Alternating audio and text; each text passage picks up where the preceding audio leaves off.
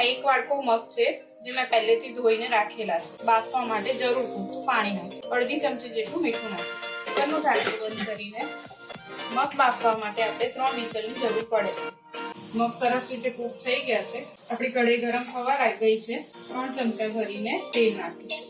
1 ચમચી જીરું નાખીશું. થોડી ઘી નાખીશું. 4-5 લીમડાના પાન નાખીશું. 1 લીલા મરચાના મેં ઊભા કટકા કરેલા છે. ઝીણી સમારેલી ડુંગળી નાખીશું. ઝીણું સમારેલું લસણ નાખીશું. આદુ મરચાં નાખીશું. હવે તેમાં આપણે ટામેટા નાખીને ખવા દઈશું. મસાલા મેં અહીંયા રોજિંદા ઉપયોગમાં લીધા છે. બસ આવી રીતે તેલ છૂટું પડે એટલે આપણે જે બાફી રાખ્યા છે મગ એ એમાં ઉમેરીશું. મેં અહીંયા લગભગ ટોટલ 1.5 થી 2 ગ્લાસ જેટલું પાણી ઉમેરેલું. મીઠું નાખીશું. 5 મિનિટ આવી જ રીતે ધીમા ગેસે ઉકળવા દઈશું. આપણા મગ હવે તૈયાર છે. સમારેલી કોથમીરથી ગાર્નિશિંગ કરીશું.